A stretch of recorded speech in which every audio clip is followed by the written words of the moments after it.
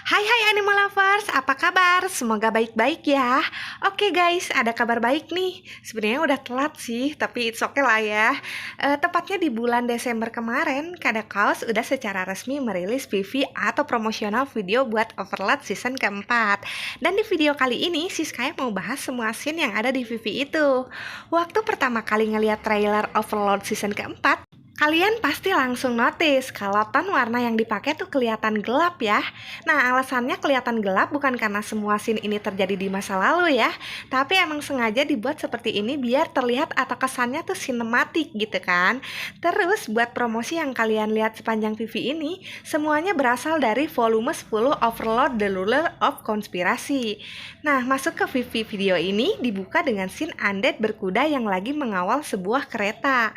Undead yang muncul di sini disebut Dead Cavaliers, undead yang menggunakan armor hitam sambil menaiki unicorn bermata merah. Kalau di volume 10, scene ini berada ketika Albedo akan berangkat ke Resti The Kingdom, dan Ainz mengutus 20 Dead Cavaliers sebagai pengawal. Terus scene berikutnya kita diperlihatkan Ainz yang lagi menggunakan jubah berwarna merah, dan lagi melihat ke arah kota. Terus di scene berikutnya kita ngedapetin salah satu reveal paling keren sepanjang PV ini, yaitu munculnya wajah ke-6 kardinal tanpa disensor sama sekali. Sebelumnya mereka berenam muncul di season 1, tapi dengan wajah yang dibuat gelap. Makanya Siskaya sama sekali gak nyangka ya kalau wajah mereka ke-reveal di season 4 ini. Nah, buat yang gak tahu, Seletokrasi adalah negara yang memuja 6 dewa besar, di mana negara ini dipimpin oleh 6 orang kardinal dan terdapat 6 scripture alias 6 pasukan yang masing-masing berada di bawah komando setiap kardinal.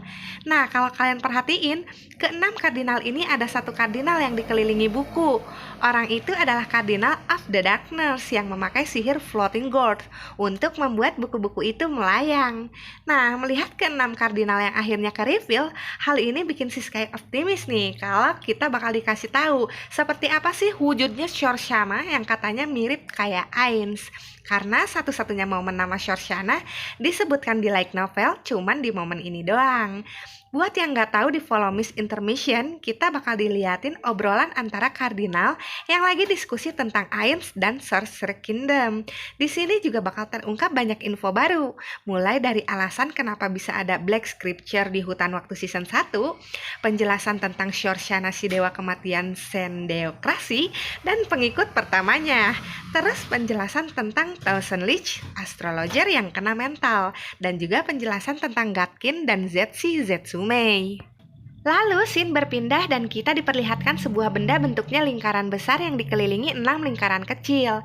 Nah, simbol di lingkaran besar adalah simbol buat bendera selain teokrasi, sehingga bisa dipastiin kalau 6 lingkaran kecil adalah simbol buat 6 dewa besar dan juga simbol buat 6 scripture. Jadi dengan kata lain, penonton anime bakal dapat penjelasan tentang ke-6 scripture yang ada di Sleantocracy, karena selama ini ke-6 scripture cuman dijelasin di novel doang. Scene berikutnya kita diperlihatkan seorang cewek yang turun dari atas kereta kuda.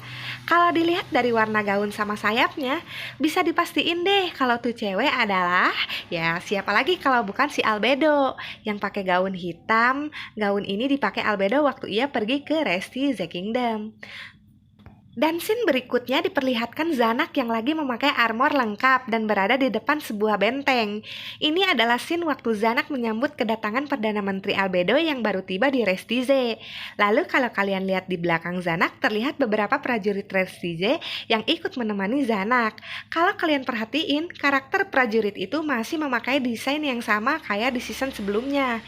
Ini berarti Metos masih bakal tetap Sizei prajurit yang sebelumnya sampai kita lihat di season ketiga.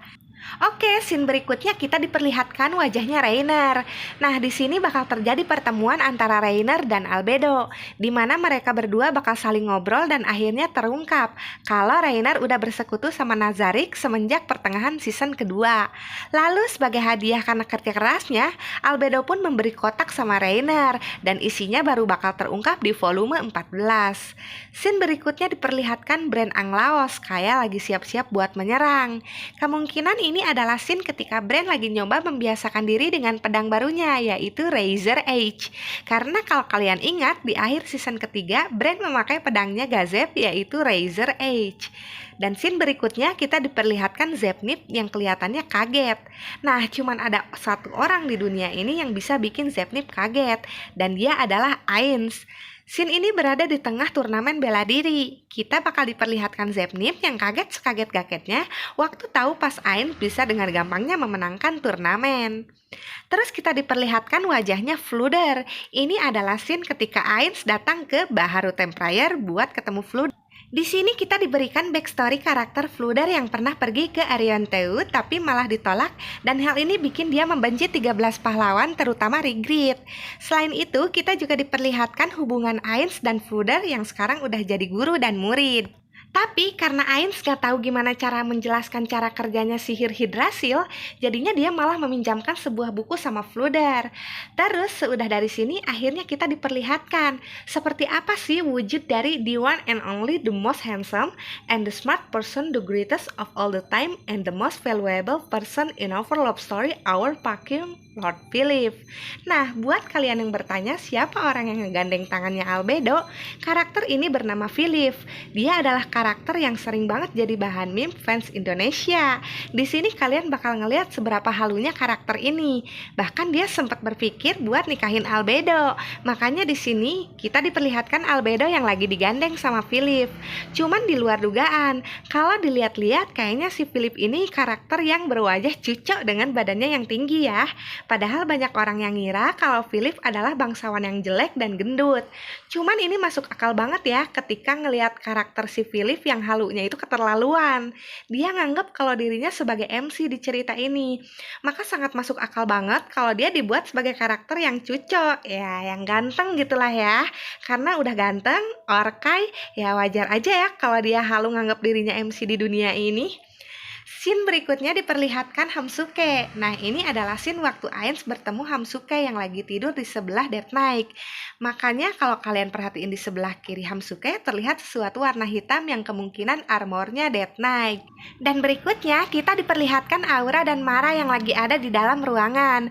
Kemungkinan ini adalah momen pas mereka berdua lagi pengen duduk di pangkuannya Ainz. Bisa kalian lihat di ilustrasi volume 10. Walaupun ujung-ujungnya Mer bakalan ngalah sama Albedo yang pengen juga duduk di pangkuannya Ainz. Di sini juga nantinya bakal disinggung lagi mengenai kelanjutan pembangunan Nazarik palsu yang terakhir kali muncul di awal season kedua.